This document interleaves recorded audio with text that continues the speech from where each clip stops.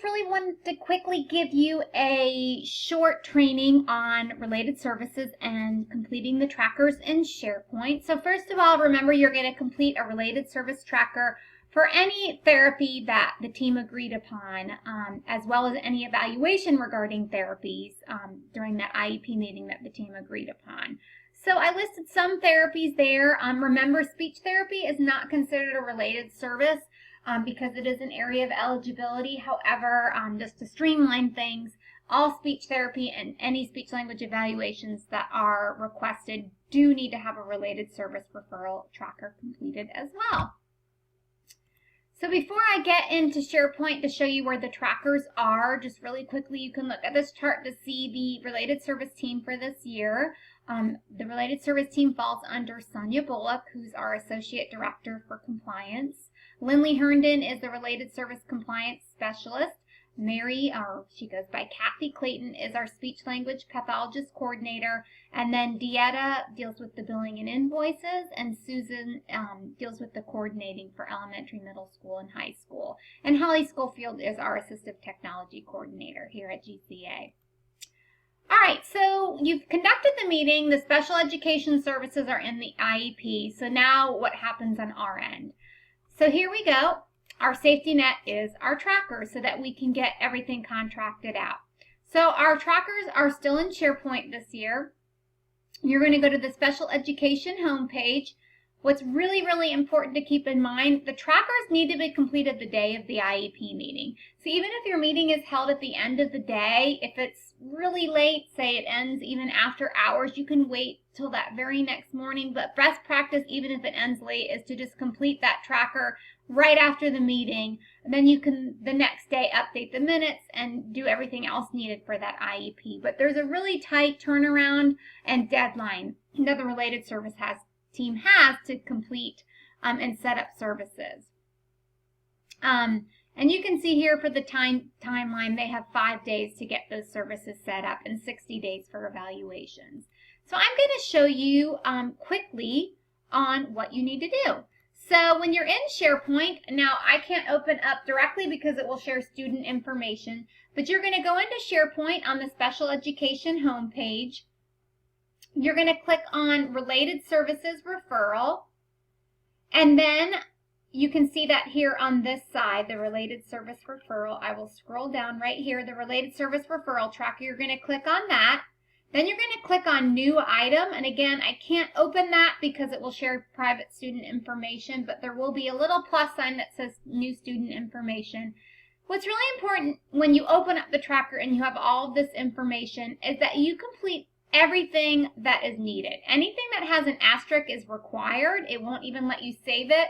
But it's really important that this is accurate, so really take the time to proofread what you add in. So you're just going to add all the students' information, your name first and last, the date you requested this tracker, the service status. You're going to get some options, a new referral, an updated referral, and then other ones as well, such as dismissal.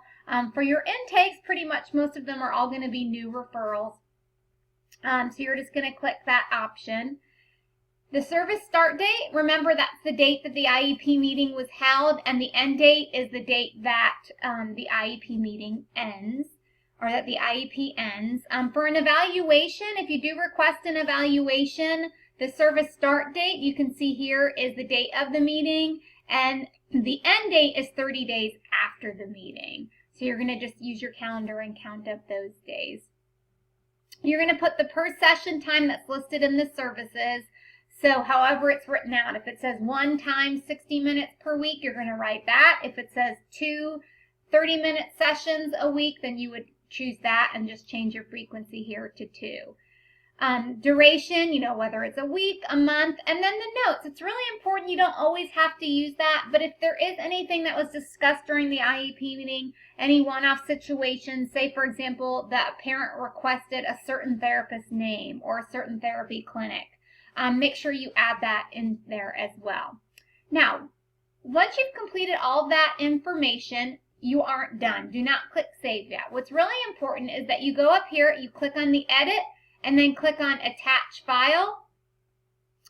you need to make sure that you complete the related service progress report for all of your students' therapy. So here is what the progress report looks like this year. You're going to just want to make sure you fill out all the information with the blanks. Obviously, if you don't know the provider's name and the therapist's name, you'll leave that blank, but you'll put the student's name, the student's date of birth, what type of therapy, the date the IEP plan starts, and the date the IEP ends. And then here's where you're going to copy and paste from the IEP all of the goals. But you don't need every single goal that's in the student's IEP, only the ones that pertain to that therapist. So for example, if the student has speech language therapy, then you would just put the goals that that speech language therapist will be working on with the student. If the student has occupational therapy, you'll just copy and paste the goals that that occupational therapist will be working on. So that is really important that that gets added to each tracker. And when you're completing the trackers, each therapy will get its own tracker. So if the student has speech and OT, you'll complete 2 separate trackers and attach 2 separate progress reports.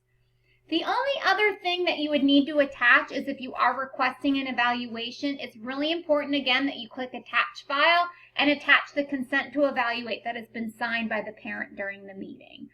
They won't accept it unless that's there. So once you have attached everything, make sure none of those documents are password protected. They do not need to be password protected when you load them here. Once everything's done and you've checked everything for accuracy, you're going to click Save. And again, it will bring me to the screen with a name, so I don't want to click that, but it will show up in that main screen for the related service team to look at. So it's really important, again, that you fill out everything accurately. Make sure you have all boxes filled out. Make sure you fill out the notes for any one-off situations, and make sure you attach the progress report as well as a consent to evaluate if an evaluation was requested. Again, really important that you add this information the day of the meeting so that the related service team is given enough time to set up all that information. If you have any other questions, the related service team is there to help you. So please reach out to Lindley Herndon, Susan Flint, or Dieta Petcher, and they'll be happy to help you.